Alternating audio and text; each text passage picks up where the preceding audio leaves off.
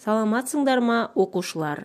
Бүгінгі өтетін сабағымыз 4-ші сыныптың 75-ші сабағы. Сабақтың тақырыбы табыс септік, табиғатты қорғаймын. Бүгінгі сабақта тыңдалған мәтіндегі кейіпкерлердің әрекетіне өз пікіріңді білдіресің. Табыс септіктің жалғауларын білесің. 51-ші жаттығу мәтінді тыңда. Таңертең ерте оянып, тысқа шықтым. Шығыс жақ қызыл шапақ шашып тұр. Сүрлеумен өзенге қарай жүгірдім. Кеше кешкісін қармақ құрып кеткенбіз. Келсем, жағада бір аққу қанатымен суды сабалап, ұша алмай жүр. Қармақ аяғына ілініп қалыпты. Жалма жан жейдемді шешіп тастап, аққудың қасына малтып жеттім. Аққу суды сабалап сыңсыды. Аузын ашып айбат шекті. Аяғынан ұстадым да қармақтан босаттым. Бір саңқ етті де арғы беттегі жасыл құрақтың ішінде қиқу салып, мұны тосып жүрген серігіне барып қосылды. Өзен жағасын әнге бөлеп, аққулар аспанға көтерілді. Бекен Турлиев. Тыңдаған мәтін бойынша баланың әрекетіне өз пікіріңді білдір. Бала өте дұрыс жасады.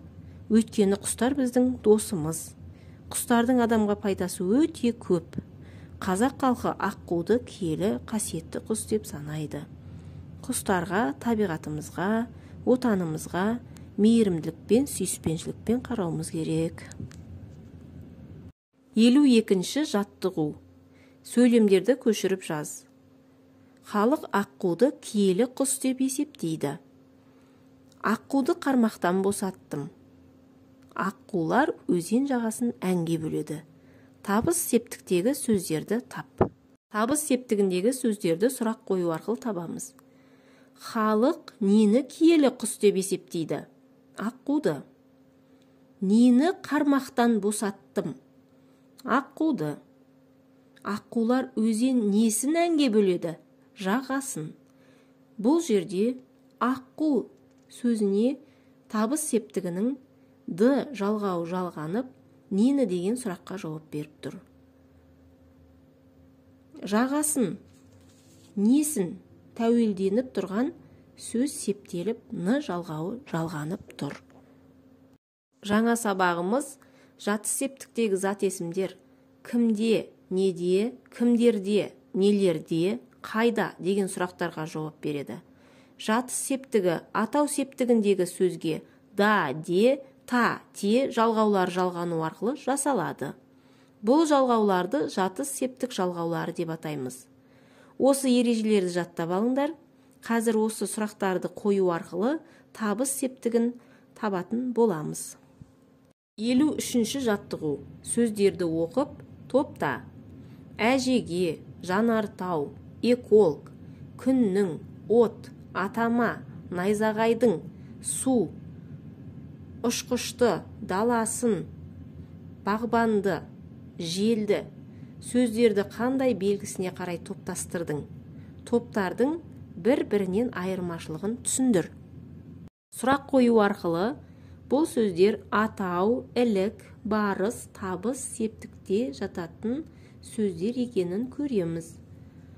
От, су, эколог, жанартау не деген сұраққа жауап беріп, атау септіктегі сөздер екенін, найзағайдың, күннің, ненің деген сұраққа жауап беріп, ілік септігінде тұрғанын, атама, әжеге, кімге деген сұраққа жауап беріп, барыс септікте тұрғанын, бағбанды, ұшқышты, желді, даласын, кімді, нені, несін деген сұраққа жауап беріп, табыс септікте тұрғанын көреміз.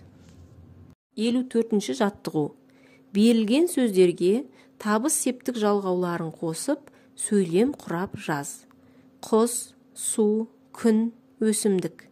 Табыс септіктегі сөздердің қай сөзбен байланысып тұрғанын айт. Атау септіктегі сөздерге табыс септігінің жалғауларын жалғап, табыс септігінің сөздеріне айналдырып, сөйлем құраймыз. Балапаны бар құсты атпайды. Құдықтағы суды ағызба. Сабаққа баратын күнді күтіп жүрмін. Бақтағы өсімдікті күту керек. Енді қай сөзбен байланысып тұрғанын білу үшін сұрақ қоямыз. Мысалға, бірінші сөйлемдегі құсты. Нені атпайды? Құсты атпайды. Осылай басқа сөйлемдегі сөздердің байланысын табамыз. Сызбаны пайдаланып пікіріңді дәлелде. Мысалға, құсты табыс септігіндегі сөз, өйткені нені деген сұраққа жауап беріп тұр. Сөйлемде тұрлаусыз мүше болып тұр. Қалған сөздерді де осылай пікіріңді дәлелдеп айт. 55-ші жаттығу. Мақал мәтелді оқып, табыс септігіндегі сөздерді жаз. Айдындағы аққуды ақылды мерген атпайды.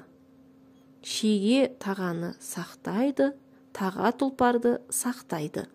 Табыс септігіндегі сөз сөйлемнің қай мүшесі болып тұрғанын анықтап, бір-біріңе түсіндіріңдер.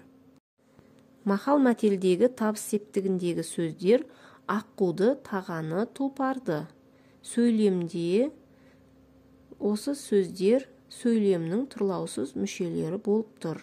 55-ші жаттығу үйге ережені жаттаймыз. Осымен бүгінгі сабағымыз аяқталды. Сау, саламат болыңыздар.